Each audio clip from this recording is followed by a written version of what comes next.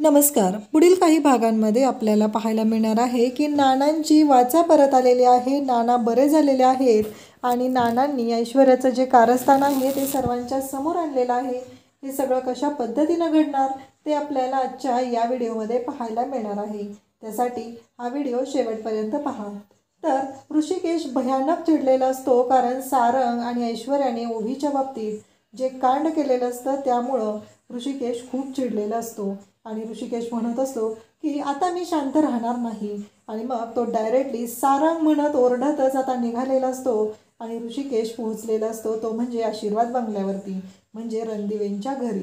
जेव्हा ऋषिकेश रणदिवेंच्या घरी येतो आणि तेव्हा तो इतका चिडलेला असतो की त्याने आता ठरवलेलं असतं की काही झालं तरी ह्याला कोणालाही इथं सोडणार नाही. या ऐश्वर्या आणि सारंगची मी पूर्ण वाटच लावणार आहे, असं ऋषिकेशने ठरवलेलं असतं.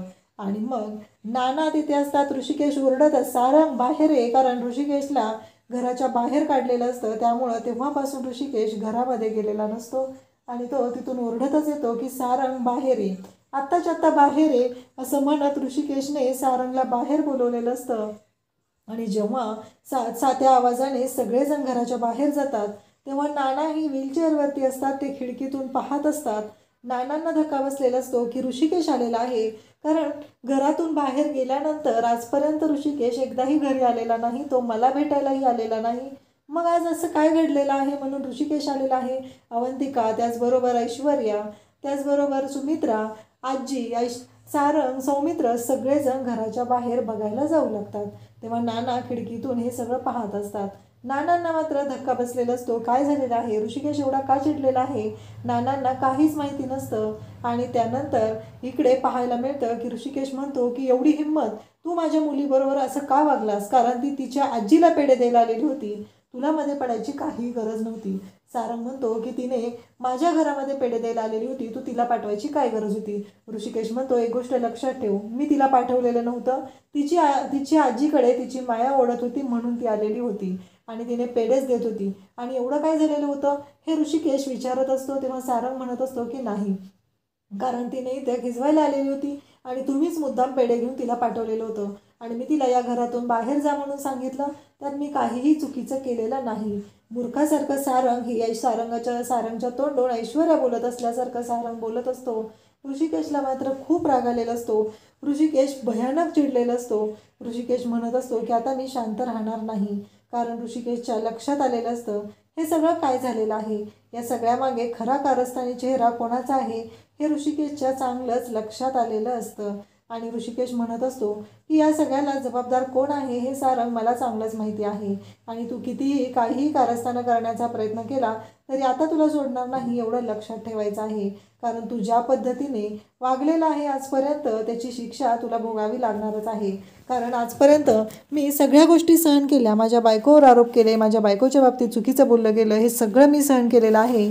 पण आता मी शांत राहणार नाही, कारण माझ्या मुलीच्या बाबतीत तुम्ही अतिपणा केलेला आहे आणि मी ते सहन करणार नाही. तेव्हा सारंग म्हणतो गप्प बस, कारण तू प्रत्येक वेळेस असंच करत आहे. आत्ताही तू सगळं हे जे लुबाडलेलं आहे ते आम्हाला लुबाडलेलं आहे. आज तू जे टेंडर मिळवलेलं आहे ते शर्वरी ताईला तुझ्या बाजूने घेतलेलं आहे आणि मग तिने आमच्या टेंडरचे डिटेल्स तुला दिलेले आहेत म्हणून तू हे टेंडर मिळवलेलं आहे. तेव्हा मात्र ऋषिकेश म्हणतो काय बोलतेस तू, तोंडाला ते काय बोलायला लागलाय. तेव्हा ऐश्वर्या म्हणत असते काय खोटं बोलतोय तो, आम्ही जे बोलतोय ते सगळं खरंच आहे. तेव्हा ऋषिकेश म्हणतो हो का, तुम्ही जे बोलताय ते सगळं खरं आहे. मग आता मला सांगायचंच आहे की हे टेंडर कुणी कोणाला दिलं होतं आणि आमच्या घरी शर्वरीला कुणी पाठवलं होतं हे मला कळलंच पाहिजे. कारण तुमच्या म्हणण्यानुसार जर असं आहे की हे टेंडर आम्ही शरुताईकडून तुमचे कोटेशन घेतलेले होते, तर मला आता कळलंच पाहिजे की नक्की शरुताईकडनं कुणी कोटेशन घेतले होते आणि काय झालं होतं. तेव्हा मात्र इकडे सुमित्राला धक्का बसतो. सुमित्रा विचार करत असते, कारण सकाळी शर्वरी जे सांगत होती ते वेगळंच होतं, त्यानंतर ऐश्वर्याने वेगळंच काहीतरी सांगितलं, शरूला बोलूच दिलेलं नाही, आणि आता ऋषिकेश जे बोलत आहे ते वेगळंच आहे. ऋषिकेश म्हणत असतो की शर्वरीला 35 लाखांची गरज होती, शर्वरीला तिचा बिझनेस सुरू करायचा आहे आणि तिला 35 लाख रुपये हवे होते. शर्वरी घरी आलेली होती त्यावेळेस जानकी घरातून बाहेर एका कामासाठी गेलेली होती. मग तिने शर्वरीला घरी थांबायला सांगितलं, पण जानकीला मात्र याबद्दल काहीही माहिती नव्हतं. होतं. जानकीला याबद्दल कशाचीच कल्पना नव्हती आणि त्यावेळेस मात्र हे सगळं घडलेलं होतं. ऋषिकेश हे सगळं सांगत असतो. तेव्हा मात्र ऋषिकेश म्हणत असतो, पण इथे ऐश्वर्याने एक मोठा डाव रचलेला होता आणि शरू त्यामध्ये फसली गेली. शरूला तिनं सांगितलेलं होतं की ऐश्वर्याला सांगितलेलं होतं की जायचं आणि जानकी आणि सौमित्र इकडे जानकी आणि ऋषिकेश जे टेंडर भरत आहेत ते टेंडरमधले कोटेशन जे आहेत ते घेऊन यायचे आहेत. मग मी तुम्हाला 35 लाख रुपये देते. तेव्हा सुमित्राला धक्का बसतो. सुमित्रा म्हणते, हे सगळं काय आहे? तेव्हा इकडे लगेचच सारंग बायकोची बाजू घेऊन बोलत असतो, कारण तो तर बायकोचा बैलच आहे. तो म्हणू लागतो की कसं आहे माहिती आहे का, हे सगळं तू आता मुद्दाम बोलत आहे. ऋषिकेश म्हणतो की हे बघ, तू ना बायकोचा बैलच आहे, तुझ्यात काय मर्दानगी आहे ना ते मला चांगलीच माहिती आहे. एक गोष्ट लक्षात ठेव, आत्ता जर तुला या घरातून बाहेर काढलं तर तुला कुत्रे हाल खाणार नाही. तुझी अशी अवस्था तुझी बायको करून टाकेल, एवढं लक्षात ठेव. कारण काही झालं तरी आत्ता नानांच्या जीवावरती तू एवढं खात आहे, एवढं बसून खात आहे. ही कंपनी जी चालवतोयस ना ती कंपनी मी उभी केलेली आहे. मी त्या कंपनीला एवढं मोठं केलेलं आहे, नावारूपाला आणलेलं आहे आणि तू काय केलेलं आहे हे तुला चांगलंच माहिती आहे. हे सगळं ऋषिकेश बोलत असतो आणि तेव्हा इकडे नानांना मात्र धक्का बसलेला असतो. तेव्हा ऐश्वर्या म्हणत असते, हे सगळं कितीही खरं असलं तरी नानांना तुमच्या बायकोने ढकललेलं आहे, ही गोष्ट नाकारता येत नाही. तेव्हा ऋषिकेश म्हणतो, मला नानांनी आत्ता सांगावं की त्यांना जानकीने ढकललेलं आहे, तेव्हा मी निर्णय घेईल जानकीच्या बाबतीत काय करायचं आहे त्याचा. पण जर नानांनीच मला सांगितलं नाही तर मी कोणताही निर्णय घेणार नाही. हे सगळं ऋषिकेश म्हणत असतो, कारण ऋषिकेशला खात्री असते की नानांना जानकी ढकलू शकत नाही, कारण काहीही झालं तरी जानकी काय आहे हे ऋषिकेशला चांगलंच माहिती असतं. तेव्हा इकडे ऋषिकेश म्हणत असतो की किती खोटारडेपणा करणार आहेस ना, अजून मला तेही बघायचं आहे, कारण तुझ्या बायकोचा बैल तू झालेला आहे आणि तुझ्या बायकोची भाषा तू बोलत आहे. हे ऋषिकेश बोलत असतो. परंतु इकडे नाना ह्या गोष्टी सहनच करू शकत नसतात, कारण आपल्या मुलांमध्ये इतकी भांडणं झालेली आहेत, आपल्या मुलांमध्ये इतकी फूट पडलेली आहे, ही गोष्ट नानांना सहन होत नसते. आणि इकडे सारंग म्हणत असतो, बाद झालं तुझं, कारण जानकी वहिनीने नानांना ढकललेलं आहे, ही गोष्ट नाकारून चालणारच नाही. तेव्हा ऋषिकेश म्हणतो, हो का, नानांना जानकी वहिनीने ढकललेलं आहे, मग तुझ्या बायकोने काय केलंय ते पण कळू दे ना सगळ्यांना. ऋषिकेश जेव्हा हे बोलत असतो तेव्हा मात्र सगळ्यांना धक्का बसलेला असतो आणि मग लगेचच ऐश्वर्या तिथं बोलायला सुरुवात करते की हो, कारण जानकी वहिनीनेच नानांना ढकललेलं आहे आणि आज नानांची जी अवस्था झालेली आहे त्याला फक्त जबाबदार जानकी वहिनी आहेत, हे ऐश्वर्या बोलत असते. तेव्हा ऋषिकेश म्हणतो की आत्ता नानांनी येऊन सांगू दे, नानांचं जर माझ्यावर खरं प्रेम असेल ना तर नाना उठतील आणि खराचा न्याय होईल, असं ऋषिकेश बोलत असतो.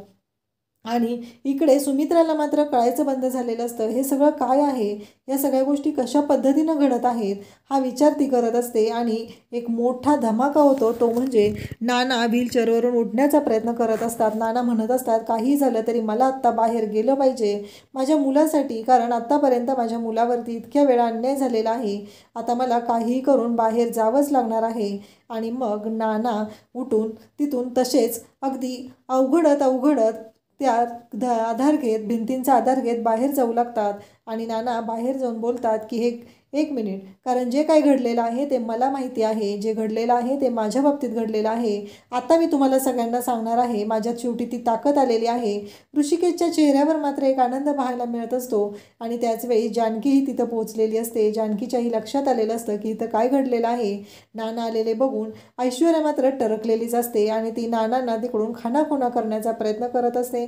नानांना गप्प राहायला सांगत असते आणि म्हणत असते की तो व्हिडिओ माहिती आहे ना, काय आहे तो व्हिडिओ लक्षात ठेवायचा आहे, असं तिकडून ती खुणवून सांगत असते.